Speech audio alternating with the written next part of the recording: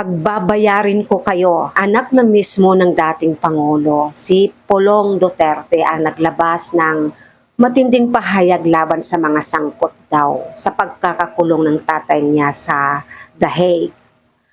Hi everyone! Welcome to Marisol Templo Talks. This channel is all about real talk, current events, and everyday life, grounded in faith, family, and truth. Dito, open po tayong pag-usapan ang mga isyung may kabuluhan at makakatulong sa paghilom, pagbangon at paglago natin sa totoong buhay. Pagbabayarin ko kayo. Iyan mismo ang linya na lumabas sa bibig ni Pulong. Pero tanong, may katotohanan ba sa sinasabi niyang kidnapping? O isa lamang itong emosyon ng anak na nagtatanggol sa kanyang ama? Ngayong gabi, pag-uusapan po natin to. Walang takot, pero may respeto. Real talk, walang bias, pero may puso. Mga kababayan, ipinaliwanag na po na tinanggihan ng ICC ang hiling na interim release ni dating Pangulong Duterte. Subalit, si Pulong Duterte sa kanyang Facebook post naglabas ng galit. Sabi niya, "To all kidnappers of my father, I will make sure that you will pay for this crime. This is not law, it is political theater." Tinawag niyang kidnapping daw po ang pagkakadala sa ama niya sa The Hague. Hindi mo masisisi ang isang anak na makita ang tatay niya siyempre sa kulungan. Masakit yun eh. Lalo na kung naniniwala siyang walang kasalanan ito. Pero siyempre, iba rin ang pananaw ng ICC. May proseso, may kaso, at may hustisyang sinusunod. Hindi nangyari yung gusto nilang release, interim release, kasi may prosesong sinunod ang ICC. Ano nga ba ang reaksyon natin ng publiko at gobyerno tungkol dito? Ang Malacanang kalmado pero matindi ang sagot. We are not in barbaric world. We follow the rule of law. Ibig pong sabihin, pinapaalala sa lahat, kahit sino pa ang involved, dapat may respeto sa batas. Yun naman po talaga ang dapat, di ba? Irespeto natin ang batas. Ang tanong ngayon, nasaan ang linya sa pagitan ng emosyon at batas? Pero kailangan din nating tandaan, ang hustisya hindi pwedeng daanin sa galit. Ang hustisya hindi po natin pwedeng walaan na lang. Ano po? Hustisya yan eh. Kaya nga, di ba, may justice. Minsan mga kababayan, ganito talaga.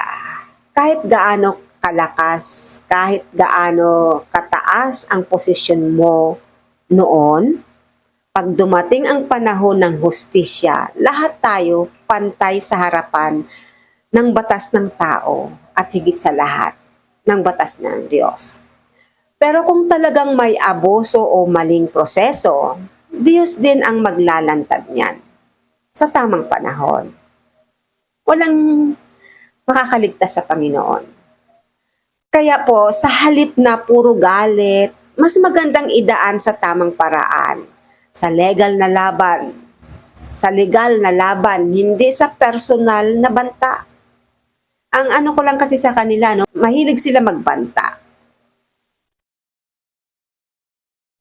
Galit ng anak, natural yan eh. Pero sana maging aral ito sa lahat ng mga Pilipino na ang tunay na lakas hindi nasusukat sa sigaw o sa power, kundi sa pagpapakumbaba at pagtitiwala sa hustisya ng Diyos. Kung totoo kang nasa tama, hindi mo kailangang magbanta, di po ba? Ang Diyos na ang lalaban para sa'yo. Totoo po yan. Ang Diyos ang lalaban para sa'yo. Kung alam ng Panginoon na nasa tama ka, hindi mo na kailangang magbanta. Hindi na kailangang manakot. Hindi na kailangang pairalin pa yung mga ugaling yung maton-maton, ugaling barubal. Huwag nang ganon. Tanggalin na yung mga banta-banta. Tanggalin na yung mga pananakot. Hindi tama yun eh.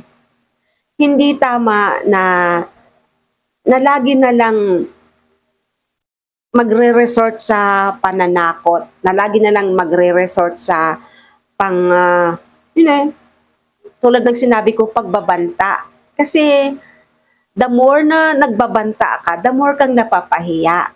Kasi hindi mo hawak ang mangyayari. O pinipilit mo ng sino man na ilagay sa sariling kamay ang mga mangyayari sa bansa o isang tao. Minsan, napangyayari mo, pero may mga kaakibat na consequences. Kasi hindi natutulog ang Diyos. Nakatingin po ang Panginoon sa atin. Hindi natin pwedeng tayo na yung Diyos sa sarili natin, na lahat ng gusto nating mangyari ay tayo ang masusunod. Kung ano yung sa tingin natin na agrabyado tayo, sa tingin lang pala natin.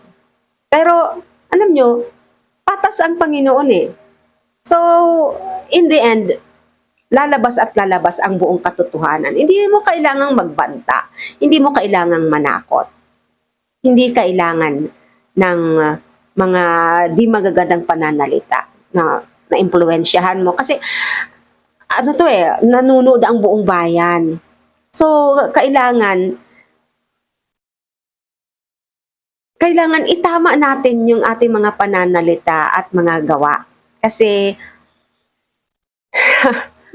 ang hirap kasi alam naman natin po dito sa bansa natin talagang totoo naman na minsan ang batas hindi nasa-serve ng tama. Pero sa batas ng Diyos, walang makakaligtas. Malalaman mo yan sa mga nangyayari sa tao. Kung talagang tama siya, maka-Diyos siya, at nasa tama yung gawain niya, makikita mo yan ang pagpapala ng Panginoon sa lineage niya, sa family niya, sa career nila, sa posisyon nila, sa pamilya nila. Pero kung lagi kayong nalalagay sa alanganin at hindi magagandang mga pangyayari ang dumarating sa buhay niyo, ibig sabihin, mayroong mali. Ano po? Kasi kung maayos tayo, mabuti tayo, ang Diyos laging nasa tabi natin eh. Hindi tayo pababayaan ng Diyos. Lagi natin siyang kakampi at lagi siyang nakaantabay at nagpuprotekta sa atin. Kasi sabi nga 'di ba sa Bible, if God be for us, who can be against us? Ganun 'yon. Ang taong maka-Diyos, laging protektado. Ang taong kumakalaban sa taong makatwiran at nasa tama ay napapasama. Kasi protektado po ang taong maka-Diyos. Protektado po ng Panginoon ang taong nagmamahal sa Diyos. At sinisiguradong ang kabutihan at katuwiran at yung righteousness ba ang gumagana.